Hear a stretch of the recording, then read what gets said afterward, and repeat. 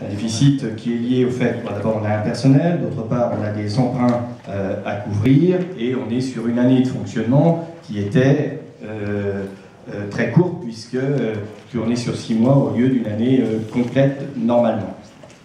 Il est prévu sur l'année 2014, je vous donne les quelques grandes lignes que le président Albert Rodriguez a écrit. Il est prévu sur l'année 2014 130 000 € de chiffre d'affaires, et avec une prévision pour 2015 de 200 000 €. Pour ce faire, le président Albert Rodriguez préconise un certain nombre d'investissements, dont des loges, des grilles de scène et des alimentations électriques diverses, pour un montant de 100 000 €. Donc il faudra aussi financer, bien évidemment.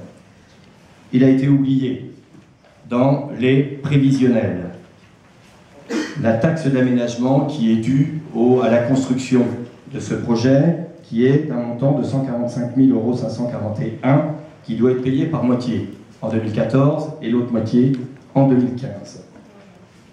Ce qui amène évidemment un déficit qui pourrait se creuser.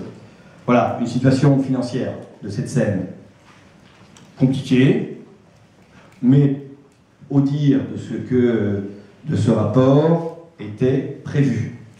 Cependant, je vais attirer, si vous le permettez, Monsieur le Président, l'attention des conseillers communautaires sur cette situation financière de la Seine.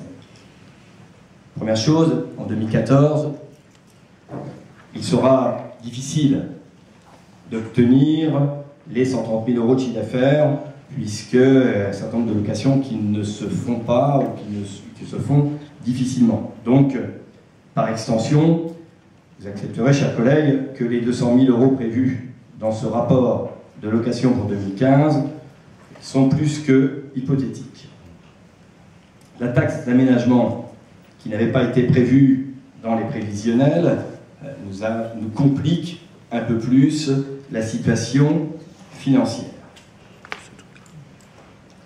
Il est strictement nécessaire, si nous voulons utiliser plus largement cet équipement, qui est un équipement qui fonctionne parfaitement bien pour les salons, mais qui est plus compliqué en utilisation pour des grands événements, eu égard à la fois à sa dimension, pas dimension en largeur, profondeur, mais en hauteur, eu égard au fait qu'il nous faut, pour avoir pour un certain nombre de spectacles, des hauteurs particulières, mais visiblement, ce que j'en ai comme information, on n'a pas pu construire plus haut, il manque un mètre pour mettre un certain nombre de grilles pour pouvoir faire des grands événements. Cependant, il est nécessaire d'investir pour proposer à des tourneurs des grands événements et des spectacles, investir entre 150 et 200 000 €, et non 100 000 € comme il a été inscrit dans le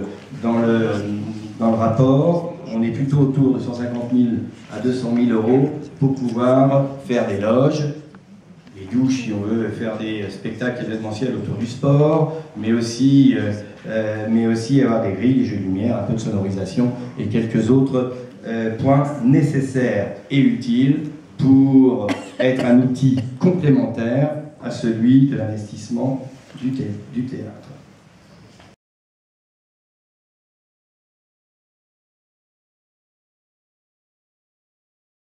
Il est parfaitement adapté pour un certain nombre de manifestations, et je le rappelle, particulièrement les salons. Il doit faire l'objet d'un investissement si on veut travailler avec des tourneurs et faire un certain nombre de grands événements à l'intérieur. On ne peut pas imaginer, ou vraisemblablement pas imaginer, faire du tourisme d'affaires à l'intérieur de ce bâtiment. Ce n'est pas adapté pour cette structure. Eh bien, il nous faut mettre notre énergie et nos moyens sur ce que peut faire ce bâtiment, qui est un outil indispensable, bien évidemment, pour le Saulnois. On l'avait d'ailleurs tous voté à l'unanimité à l'époque. Voilà.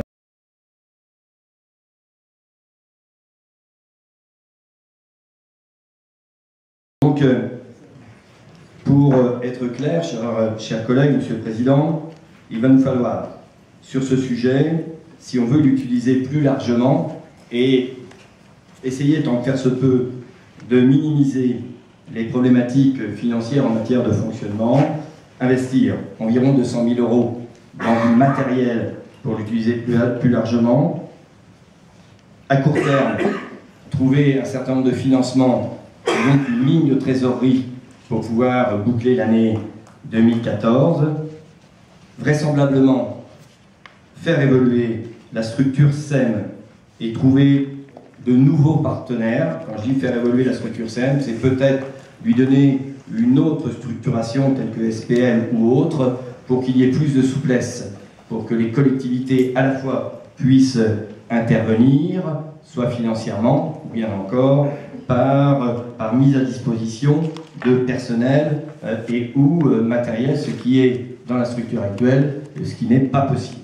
Donc voilà, ce point a été vu hier ou avant-hier en bureau, donc nous allons faire un audit de cet établissement et regarder comment on peut lui donner une perspective plus forte et surtout, et avant tout, trouver les moyens financiers nécessaires pour son fonctionnement à court terme, moyen terme et surtout et avant tout à long terme.